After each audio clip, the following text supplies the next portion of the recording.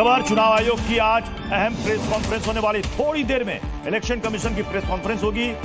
मतगणना यानी कि काउंटिंग पर इलेक्शन कमीशन दे सकता है जानकारी। कल कांग्रेस और बीजेपी ने मुलाकात की थी, दोनों के डेलीगेशन वहां पर गए थे और उन्होंने अपनी अपनी मांग चुनाव आयोग के सामने रखी थी। दोपहर 12:30 बजे चुनाव आयोग आज प्रेस कॉन्फ्रेंस करने वाला। हो सकता है कि इसमें जो डिमांड थी पॉलिटिकल पार्टियों की, उनके डेलीगेशन की और जो उनकी आपत्तियां थी, उस पर जवाब चुनाव आयोग की तरफ से आज के इस प्रेस कॉन्फ्रेंस में दिया जाएगा।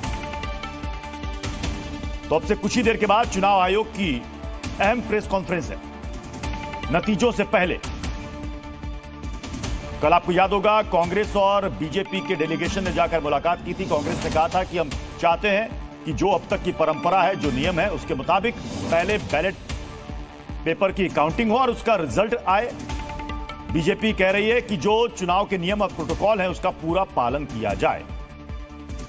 अंजलि हमारे साथ इस खबर पर जुड़ चुकी हैं। अंजलि, जो डेलीगेशन कांग्रेस और बीजेपी का गया था, जो उन्होंने डिमांड रखी, जो उनकी आशंका है, उसी पर आज जवाब आएगा।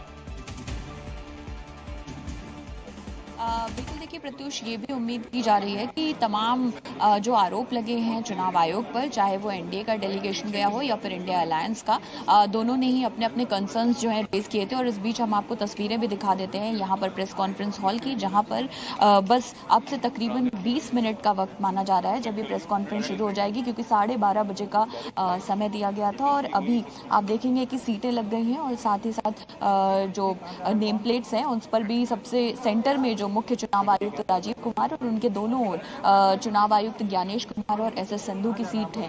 अब देखना ये होगा कि ये भी शायद एक अहम बात है और एक अलग बात है कि ये पहली बार शायद ऐसा हो रहा है कि चुनाव कंप्लीट होने के बाद, यानी वोटिंग कंप्लीट होने के बाद और मतगणना से ठीक पहले चुनाव आयोग इस तरह की प्रेस कॉन्फ्रेंस कर रहा है। उम्मीद ये की जा रही है कि अब तक की वोटिंग प्रतिशत को लेकर, जो जिस तरह से मतगणना की प्रक्रिया रही है, मतदान की प्रक्रिया रही है, उसको लेकर और कल जो होने वाली मतगणना है उसकी प्रक्रिया को लेकर कई चीजें जो है वो एड्रेस की जाएंगी। लेकिन इस बीच में सबसे अहम बात जो आपने कही कि इंडिया अलायंस की ओर से भी कई कंसर्न जो है वो रेज किए गए। कई विपक्षी नेता जो है सीधे तौर पर चुनाव आयोग को ही कई जगहों पर कसूरवार ठहरा रहे हैं या सीधा सीधा अंजलि, सबसे बड़ा कंसर्न इंडिया अलायंस का ये है कि बैलेट पेपर्स की काउंटिंग के साथ साथ आप ईवीएम की काउंटिंग से पहले उसका रिजल्ट आप बता दीजिए कि बैलेट पेपर में कौन आगे कौन पीछे।